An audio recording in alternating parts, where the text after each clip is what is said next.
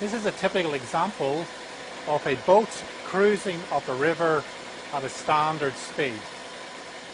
From this alternator at present, we are producing 13.8 amps.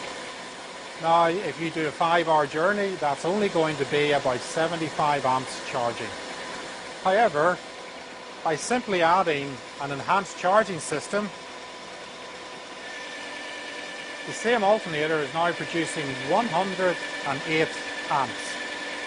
So that is an increase well in excess of 500%.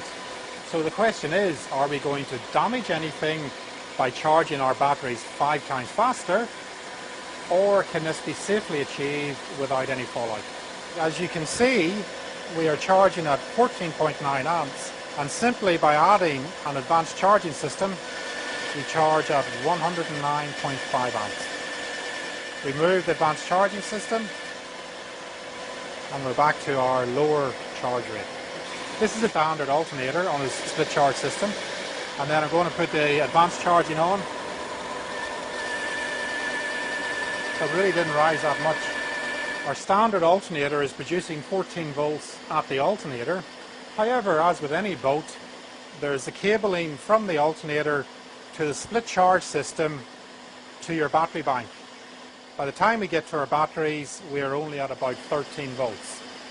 You can clearly see by simply raising the voltage by 1 volt or 1.4 volts, the current going into it went from 20 amps to over 100 amps.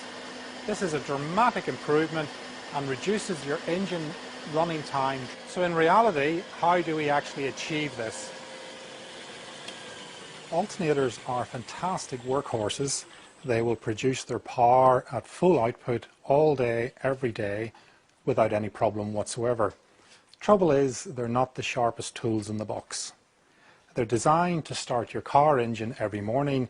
They're not designed to charge large battery banks. It's purely a matter of intelligence. So they've got the brawn, they haven't got the brains. So how do we get them the brains? Simple answer to that is to override their standard regulator, which is preset at around 14 volts, and give them a much more intelligent regulator. The first thing you can fit, and the lowest cost thing you can fit, is an advanced alternator regulator. This simply overrides the standard alternator's regulator and basically says, stop what you're doing, we will take control, and we will charge the battery based on information gleaned from the battery. Or option 2, at Sterling we've developed a new product called an alternator to battery charger, and this fits down line from the alternator and artificially pulls the alternator's voltage down, but then boosts the voltage coming out of the product itself. This ends up giving you exactly the same results as an advanced regulator without all the difficulty and potential warranty problems associated with such a device. It is, however, approximately 2 to 3 times more expensive. As we saw there, we were charging this battery bank at about 20 amps from the standard alternator through the splitting system to your batteries. We're going to change nothing except replace the split charge diode with an alternator to battery charger. Now let's see the difference. Okay, here we are again, cruising down the river at our standard cruising speed, charging the batteries. The only difference we've done this time is we have replaced the split charge diode with an alternator to battery charger. So let's see the difference. As you can see, we're charging at about 15 amps. I will now activate the alternator to battery charger. This will take a few seconds to go through its warm-up cycle and engage the alternator's power. As we can see there was a 400% improvement simply by fitting the alternator to battery charger.